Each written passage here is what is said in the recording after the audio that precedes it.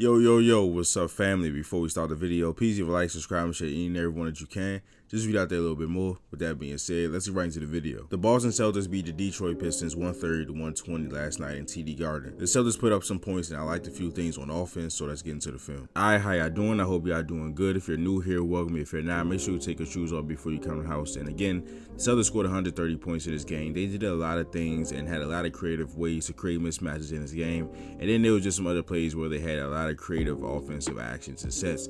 So here, the first play that we have Sam Hauser setting a cross screen for Al Horford, and the Celtics create two mismatches on this play. This is the first one. So they set the cross screen. Cross screens are usually set in the lane where you have a guy going across the lane to set a screen for somebody, and they come to the other side. So we got Sam Hauser setting that screen for Al Horford. He can score on Tobias Harris, but it's just easier for Al Horford to score on Hardaway Jr., in my opinion. So we got that. Then we got the back screen / rip screen for KP right here. So we get Jalen Duren off of our center, right? We get Jalen Duren off of Kristaps Porzingis. Again, Porzingis can score on Jalen Duren, but this right here is a mismatch, right? The third thing that does is that it takes Jalen Duren away from the paint, right? He's not a phenomenal shot blocker, but he is athletic. He's a strong guy, and he is their best shot blocker on the floor right now. So now what that does, it allows Jaylen Brown to have free reign to the basket. I'm not sure why Tobias Harris came all the way off of Kristaps Porzingis, but then that leads to a lot.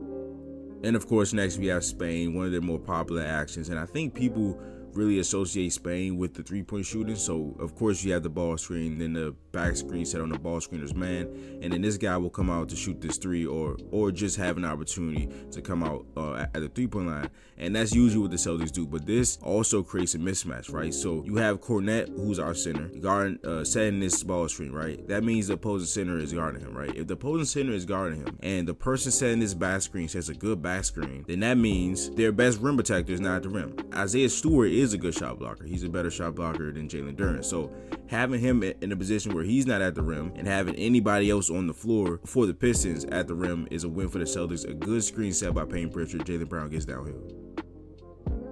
All right, so here we have a low angle pick and roll between Derek White and Al Horford. And on this channel, I've talked a lot about how the Celtics space and use their non-shoot centers in this offense. So that's Luke Cornet and that's Neemias Queta, right?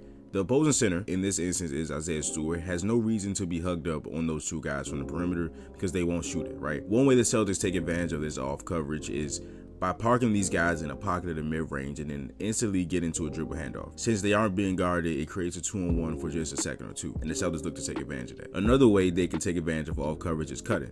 This time, Luke Cornet uses a 45 cut. 45 cuts are effective in a couple of situations on the court, but definitely when a guy drives baseline and draws extra defenders. So on this low angle pick and roll, right, we got Derek White driving to the basket, right? Isaiah Stewart is not worried about Luke Cornet at all. His role right now is a free safety. Wherever the ball goes, he's trying to provide some help.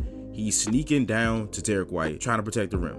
Luke Cornet, 45 cuts as soon as Isaiah Stewart turns his back, and he can't see where Luke Cornet is, so he has no way to know this is coming, and the dunk. All right, so here we have another low angle pick and roll just on the other side, and I love how the Celtics set these screens and how they release and the angle at which they set them and release so they can get easy buckets. So watch how Al Horford sets the screen and the angle at which he comes out of it.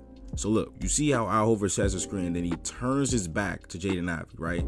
He releases at such an angle to where Jaden Ivey can't get over top of him, which creates an easy passing lane. Payne Pritchard lobs it up and now finishes it.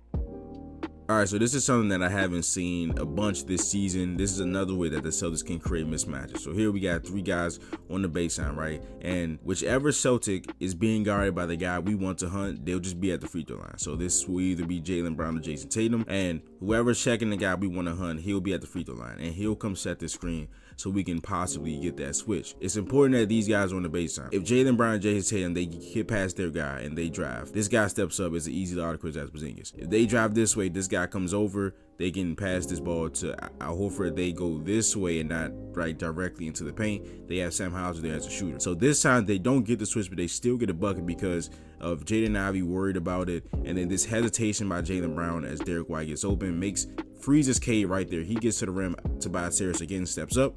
Lob to Kristaps Porzingis. All right, so we had the Celtics in semi-transition after a missed basket, 20 seconds on the shot clock.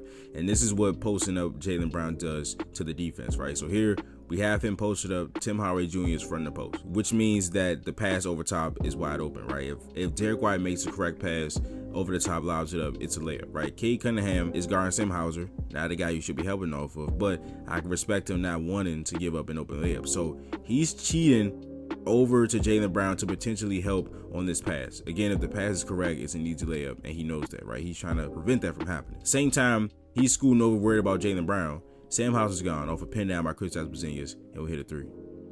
All right, so here we have the mismatch hunting Jaden Ivey again. We got 3 on the baseline. The guy who we want to hunt is at the free throw line, and the Pistons just give up this switch, so Jaylen Brown just goes to work. All right, so we have another low angle pick and roll. The Celtics take advantage of some indecision defensively by the Detroit Pistons. So Al Horford sets this screen, and both of the players stay on Al Horford. Recipe for disaster against this team, especially Peyton Pritchard. He knocks down 3. But that is the video. If you enjoyed it, please leave a like, subscribe, and share any and everyone that you can. Just read out there a little bit more. But I will see you guys in the next video. This is Nick. Peace.